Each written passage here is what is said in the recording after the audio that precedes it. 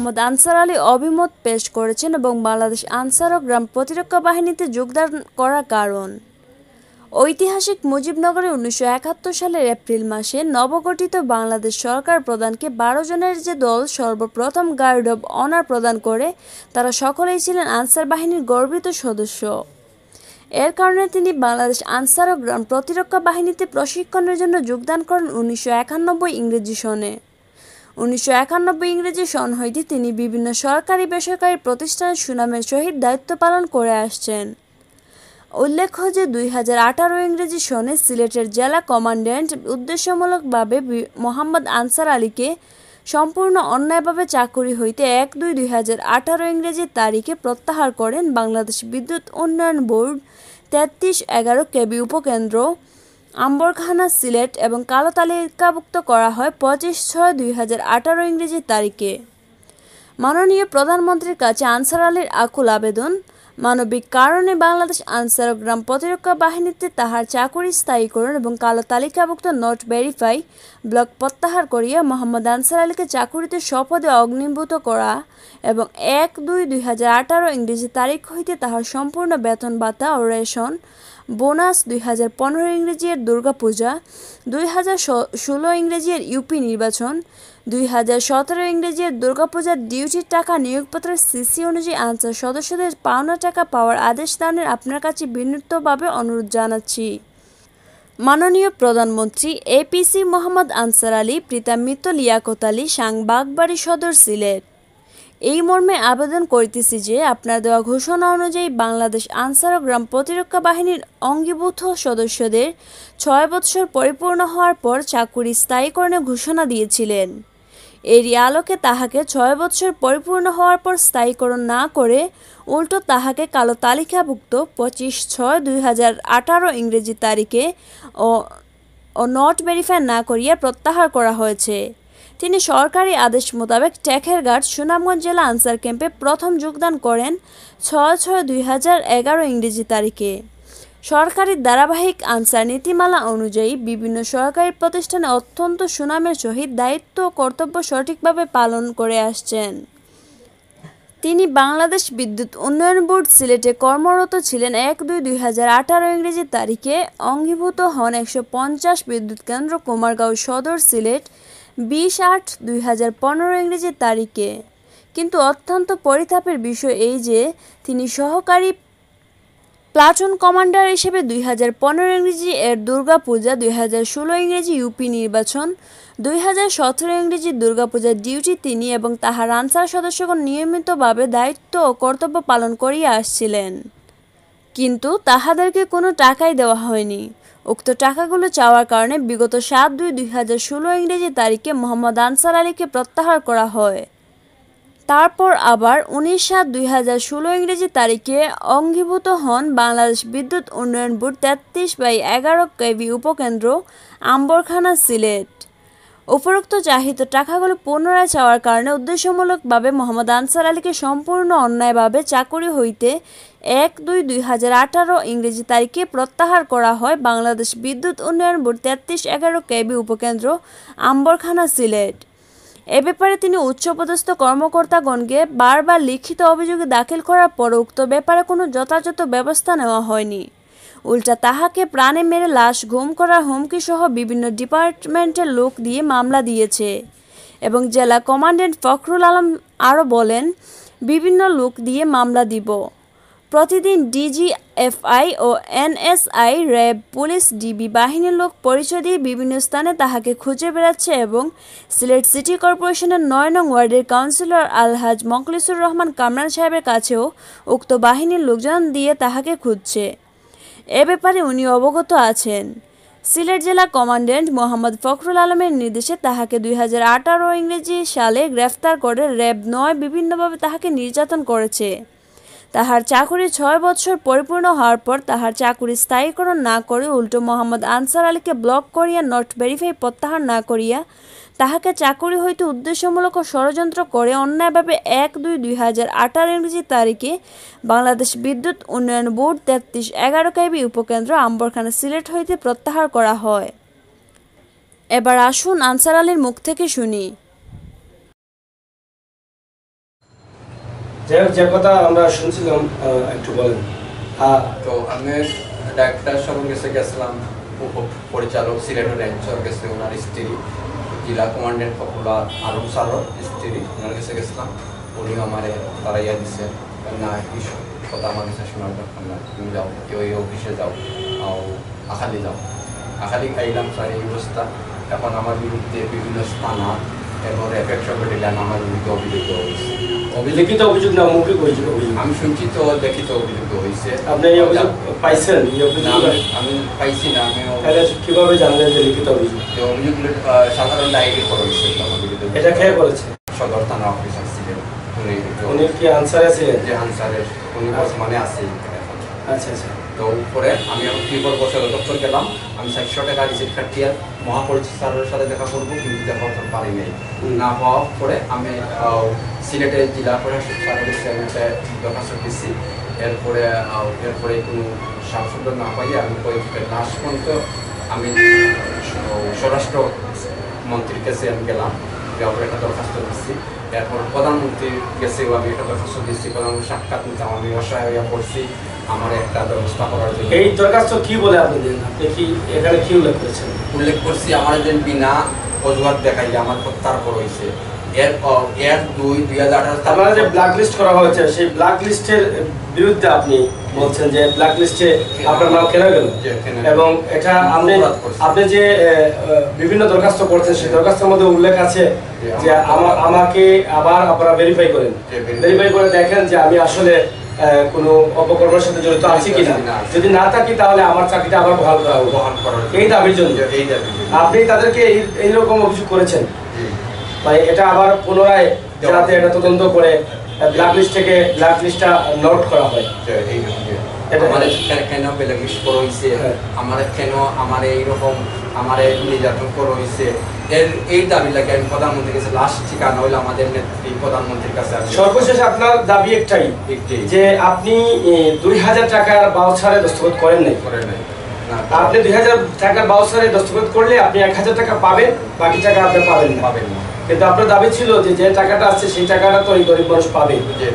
এখান থেকে কিন্তু মূল সূত্রটা এটা থেকে পরবর্তীতে আপনি কি করলেন, আর কি করলেন পরবর্তীতে? আর আমি তখন শেষ ঠিকানা হলো আমাদের প্রধানমন্ত্রীর কাছে আমার আকুল আবেদন, আমার চাকরিটা আমার বহাল রাখার লাগে একটা আদেশ দেন, যদি আমার ফ্যামিলি লইয়া আমি কাজ করবো। এখন তো আমার কোনো কাজ করার সাধ্য নাই, কি কাজ করবো।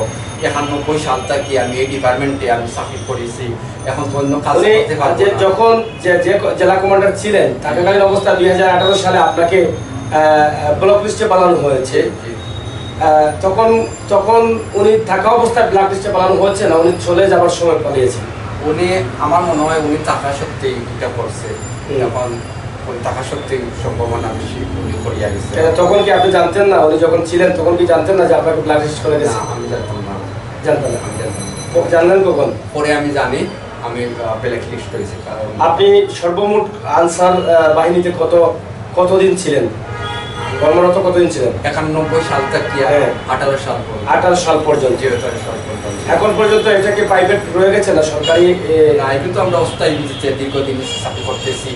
এই ডিপার্টমেন্ট মায়া যাইতেছি না, এই ডিপার্টমেন্ট যতদিন এখন অস্থায়ী আছে আপনার? এখনো অস্থায়ী আছে, আমরা স্থায়ী করা হয় নাই। এটা আপনাদের মাসিক কোনো বেতন বা এই টাকাগুলো? এটা আমরা যে প্রতিষ্ঠানে চাকরি করি, যাকে জানালা গ্যাস, বিদ্যুৎ উন্নয়ন বোর্ড, ও এরা আমাদেরকে হাজিরা টাকা দেওয়া। কিন্তু প্রতিষ্ঠানগুলোতে এই আনসার বা গ্রাম প্রতিরক্ষা বাহিনীর পক্ষ থেকে তারা নিয়োগ দেওয়া হয়, দেওয়া হয়। তখন এই প্রতিষ্ঠানগুলো আপনাদেরকে এই বেতনটা বা বেতন দেওয়া হচ্ছে। এখন পর্যন্ত আপনি এই চাকরিটা ফিরে পাওয়ার জন্য 2018 থেকে এই 20 সাল পর্যন্ত এখন আপনি রাস্তা করতেছেন, যারা দায়িত্বশীল আছেন ঊর্ধ্বতম কর্মকর্তার কাছে আপনি জানাচ্ছেন। আপনার যে অভিযোগগুলো আছে সেই কপিগুলো একটু দেখি।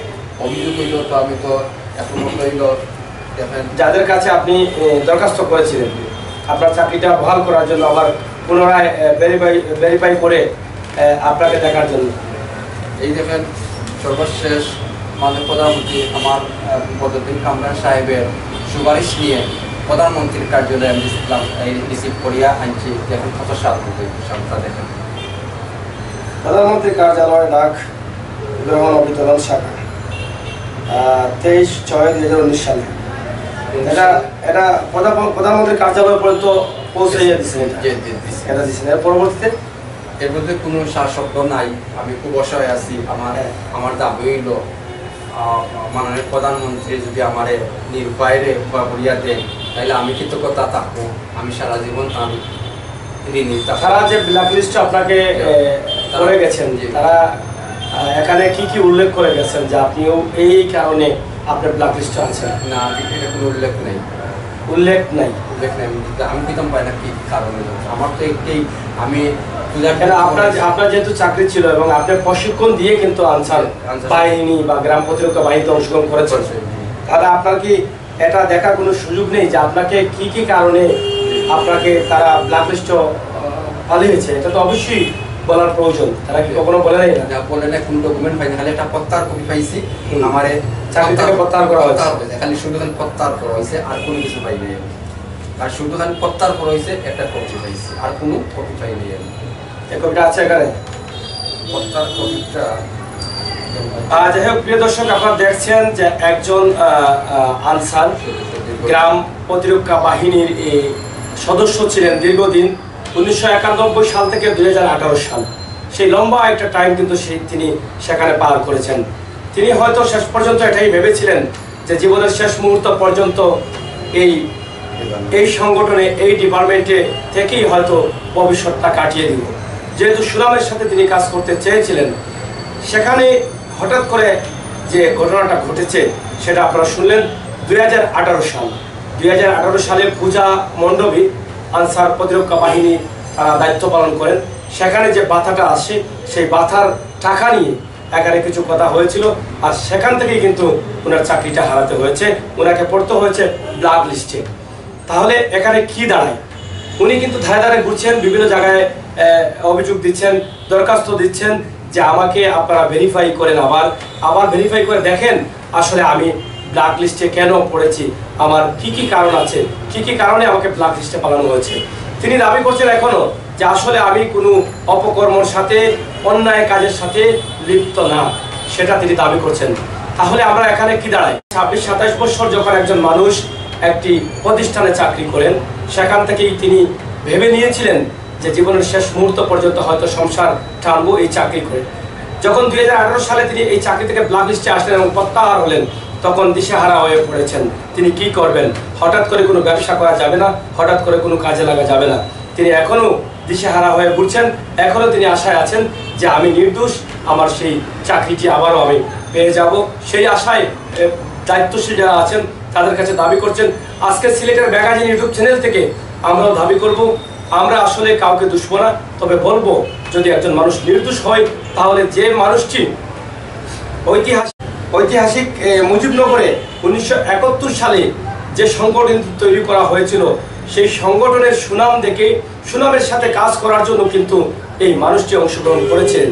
তিনি প্রশিক্ষণপ্রাপ্ত একজন আনসার ছিলেন, দীর্ঘদিন বিভিন্ন সেক্টরে কাজ করেছেন। আপনারা দেখেছেন সিলেট 33 বিদ্যুৎ বোর্ডেও কিন্তু তিনি কাজ করেছেন সর্বশেষ। সেখান থেকে কাজ করার পরেও ওনাকে ব্ল্যাক লিস্টে পালিয়ে। আমরা আশা করবো আপনারা দায়িত্বশীল যারা আছেন আপনারা একটু সুদৃষ্টি দিবেন। আনসার আলীর এই বিষয়টা আপনারা একটু খতিয়ে দেখবেন। আনসার আলীর প্রয়োজন হয়, আনসার আলীর দাবি যেটা আছে যে আবার তাকে ভেরিফাই করা হোক, এবং যদি ভেরিফাই করা হয় সঠিকভাবে ওনাকে দায়ী করা যায়, কোনো অপকর্মের সাথে জড়িত পাওয়া যায়, তাহলে উনি মাথা পেতে নেবেন। কিন্তু যিনি কোনো অপকর্মের সাথে জড়িত না, হঠাৎ করে কোনো কারণে সত্যের জন্য তিনি চাকরি হারাতে হচ্ছে, সেটা তিনি সহজে মেনে নিতে পারছেন না। সেই কারণে তিনি মানসিকভাবেও অনেকটা চাপে আছেন, পারিবারিকভাবেও অনেকটা চাপে আছেন। তিনি পরিবারের পরিজন নিয়ে, বাচ্চাদের নিয়ে কীভাবে চলবেন সেই টেনশনে তিনি আছেন। তাই আসুন আমরা সবাই মিলে ভিডিওটি মানব কল্যাণের জন্য, সত্য বেরিয়ে আসার জন্য আমরা এই ভিডিওটি শেয়ার করে দায়িত্বশীলদের কাছে পৌঁছে দিই। সর্বশেষ দাবি আপনার কি, এটা বলুন। আমার সর্বশেষ আমারে আবার পুনরায় বহাল রাখলে আমার ছেলে বাচ্চা নিয়ে, আমার ফ্যামিলি নিয়ে আমি বসবাস করতে পারবো। শেষ বয়স, এখন তো আর কোনো কিছু করতে পারবো না, কামও করতে পারবো না। আমি দীর্ঘদিন এই ডিপার্টমেন্টের মায়া এবং আমার নামে নামকরণ আনসার একাডেমি, আনসার প্রশিক্ষণ কেন্দ্র, আমি চাই এই শেষ জীবনেই আমি এই ডিপার্টমেন্টে থাকতে চাই। যদি আমার আবার পুনরায় বন্ধুত্ব করা হয় বা পুনরায় আমার চাকরিটা ফিরিয়ে দেওয়া হয়। কথা সর্বশেষ হচ্ছে একটাই, তিনি দাবি করছেন আমার চাকরিটা কোনো মানুষের স্বার্থের জন্য আমাকে ব্ল্যাক লিস্টে পাঠানো হয়েছে, সেটা ভেরিফাই করে আবার আমার চাকরিটা বহাল করা হোক, এটাই ওনার দাবি। যার জন্য উনি বিভিন্ন সেক্টরে তিনি দরখাস্ত করেছেন, সর্বশেষ মাননীয় প্রধানমন্ত্রীর কাছেও দরখাস্ত করেছেন। আমাদের সাবেক মেয়র মরহুম বদরুদ্দিন আহমদ কামরান সাহেবের সুপারিশ সেখানে আছে, তিনিও হয়তো ওনাকে ছিলেন, জানেন, যার কারণে উনি সুপারিশ করেছেন। এই বিষয়টা আমাদেরকে একটু চিন্তা ভাবনা করতে হবে। সিলেটের বারবার নির্বাচিত সাবেক মেয়র মরহুম বদরুদ্দিন আহমদ কামরান এই কাগজে কিন্তু তিনি সই করেছেন এবং ওনার শিলও দেওয়া আছে। আমরা আশা করব আপনারা দেশে বিদেশে যারা আছেন, মানব কল্যাণের জন্য, অসহায় মানুষের পাশে দাঁড়ানোর জন্য, একটি ভাই বিনা কারণে তার চাকরি হারাচ্ছে, তার চাকরিটা ফিরিয়ে পাওয়ার জন্য আমাদের সবারই দায়িত্ব হচ্ছে এই ভিডিওটি বেশি করে শেয়ার করা এবং দায়িত্বশীলদের কাছে পৌঁছে দেওয়া। আসুন আমরা সত্যের জয় সব সময় হয়, এটাই আমরা প্রমাণ করি। এখান থেকে ভালো থাকুন, নিরাপদে থাকুন, সুস্থ থাকুন, সামাজিক দূরত্ব বজায় রাখুন, আপনি ভালো থাকুন, সবাইকে ভালো রাখুন। আল্লাহ হাফিজ।